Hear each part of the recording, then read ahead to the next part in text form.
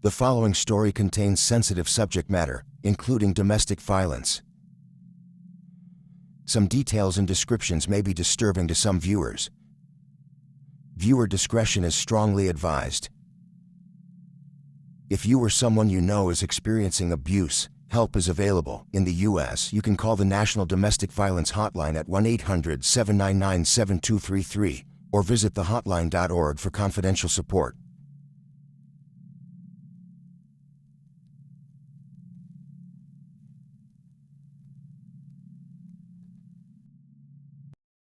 What's the location of emergency? He back.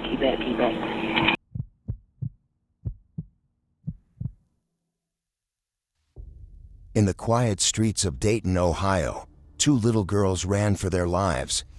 Across the pavement, across the darkness, searching for someone, anyone, who could help their mother. Her name was Matyka Brown. Tika, to those who loved her, a mother, a hustler, a true businesswoman, nails, brows, braids, and two daughters who were her entire world. That February night, something evil waited inside her home. But this story isn't just about what happened there. It's about how a city failed to stop it, how warning signs were ignored until it was too late. This is Timeline Unfolded, where every story, every name, every truth finds its voice. Before the smoke, before the screams, there was a call for help, and no one came in time.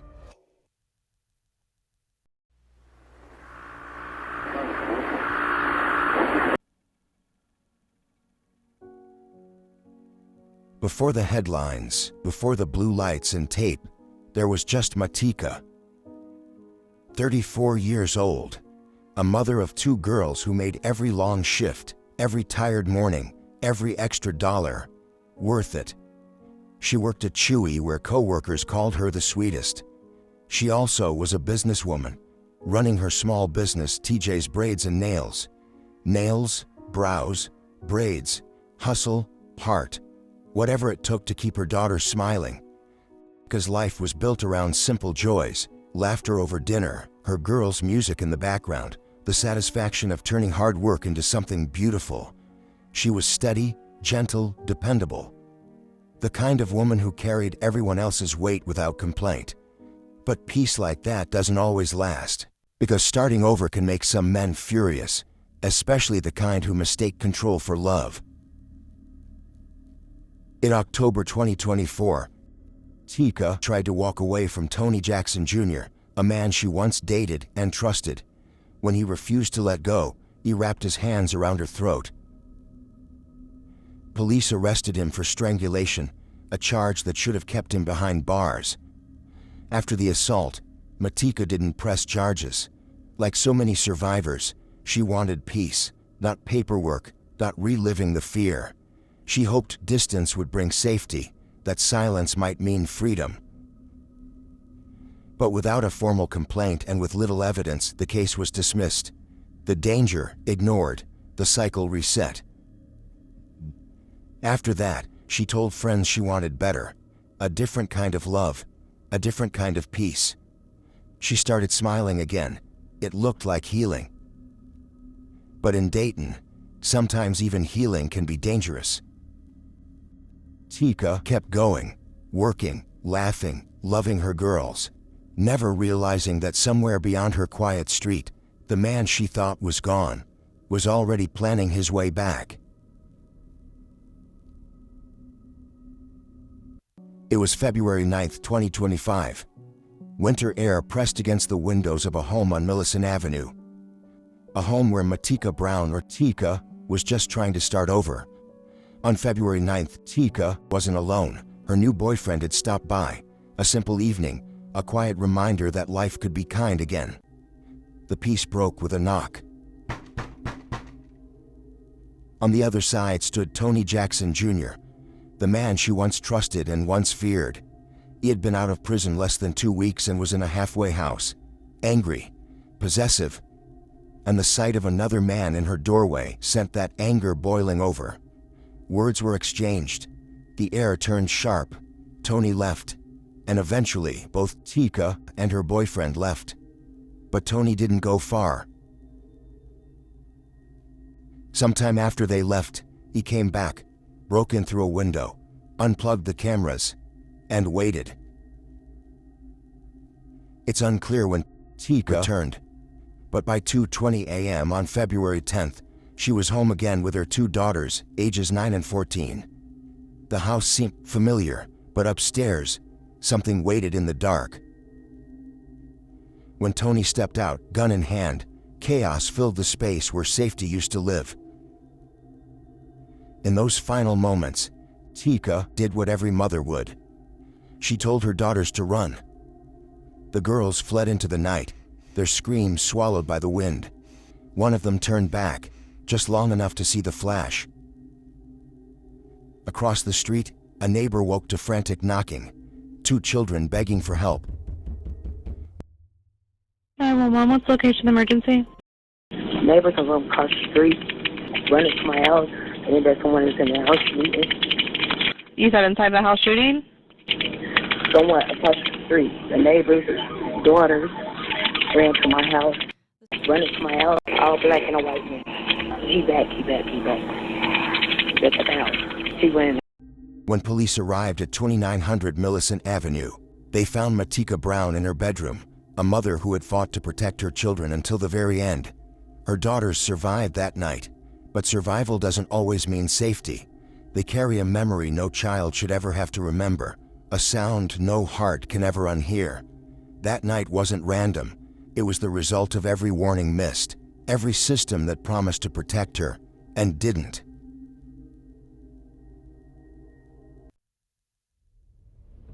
The man who killed Matyka Brown wasn't a mystery to law enforcement. His name, his record, all of it was known. In 2019, Tony Eugene Jackson Jr. and two others robbed the Ohio Loan Company on West 3rd Street. They pistol-whipped an employee, fired shots, and stole more than 24 firearms. DNA evidence tied him directly to the scene. He was convicted of aggravated robbery and kidnapping and sent to prison. He should have stayed there for years. But in August 2024, under a special release program by the Ohio Parole Authority, Tony Jackson walked free. 2 months later, he was arrested again, this time for strangling Matyka Brown. The case never made it past a grand jury. Without a formal complaint and little evidence, the charges were dropped. Jackson was sent back to prison briefly, then released again on January 26, 2025. 14 days later, Matyka Brown was dead. One man, 2 releases, 3 warnings. And when justice finally came, it was numbers on a page. 27 years before he can breathe free air again. From Matyka's family, that isn't justice. It's time they'll never get back. Prosecutors would later charge Jackson with 11 felonies, from aggravated murder to tampering with evidence. But in court, he accepted a deal. 1 count of aggravated murder. The rest, dismissed. There's some justice because he's behind bars, her mother said. But 27 years is not enough. He'll still be young when he gets out. My daughter won't. 27 years until parole. 27 years before the man who took everything from those girls could walk free. From Matyka's family, justice came in numbers, not peace.